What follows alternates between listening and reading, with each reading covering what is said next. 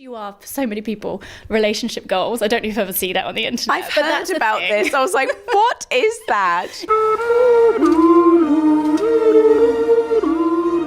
Hi guys, we're Emily and John.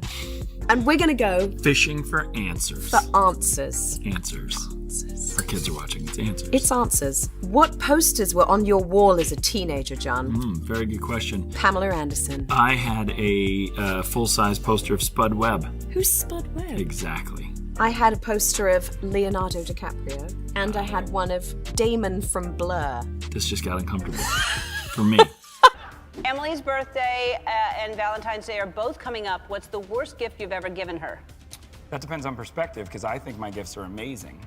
I've given her some gifts that she loves.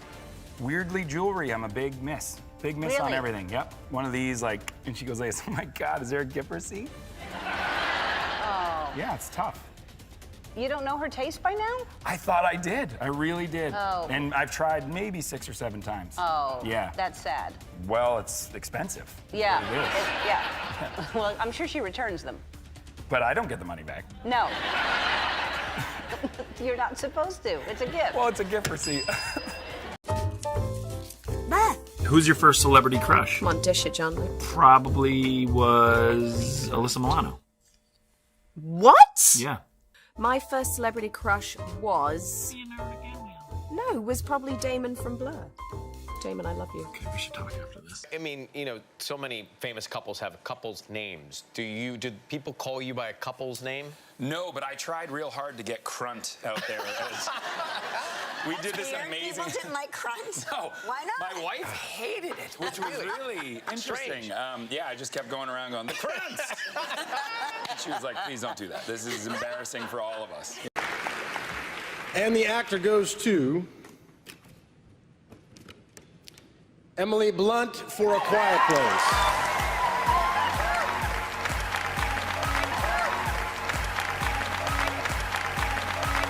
Thank you so much. I'm so moved and completely lost for words and unprepared. I am going to share this completely with my husband, John Krasinski, who...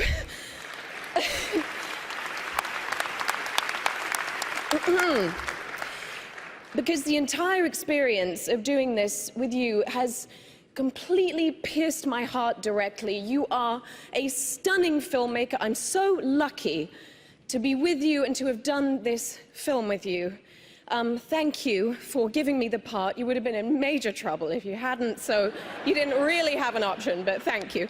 And thank you to the 2 little poems in our life. Our daughters, Hazel and Violet, who will have to be at least 45 before they can see this film, but they'll be proud of you nonetheless. John, it is so lovely to see you. And Thank you. I am going to start with a question that actually comes from your wife. Okay? Really? I got her to ask you one yesterday, so I'm going to play it to you. All right. Oh, you have it recorded? Yeah, it took her a good minute, and I've had to cut it down. Really? Yeah. There's so many things. I have so many ideas.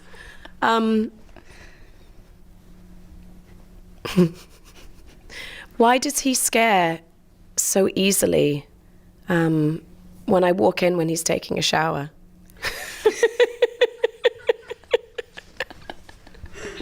I love that.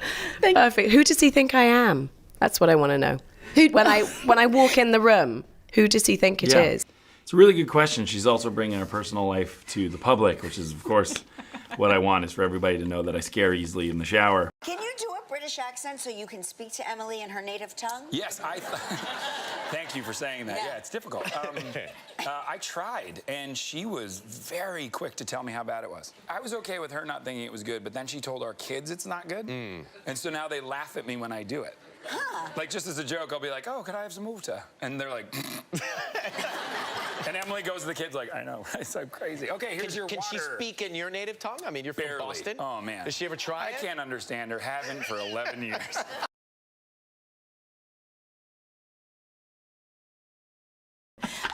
Emily told me that she thinks that she'd be fine being silent.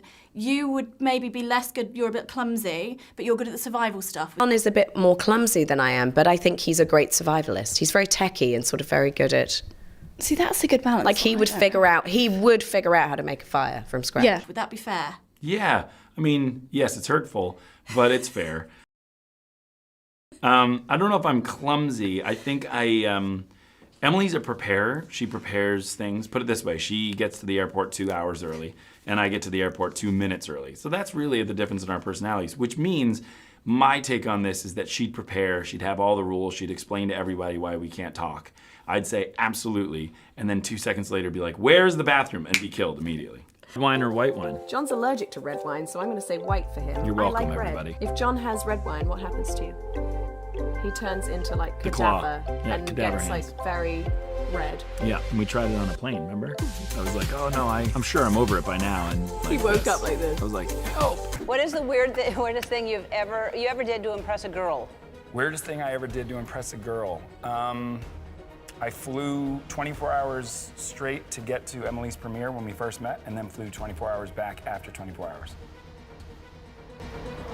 Thank you. Was there anything you'd sort of discovered about him that surprised you from actually being his colleague as well? It's funny, people ask me that a lot, and I just, in some ways, no, because I've always known how awesome he is and how capable he is for this kind of job, and he's such a dynamic person. He's such a sort of exciting person to be around, and he just had such conviction about this film and how he wanted to shoot it. So if anything, the one thing that surprised me is how brilliant he was with the camera, I think. Other than that, I was just, I don't know, I think I was just more excited for other people to see what I know about him, you know.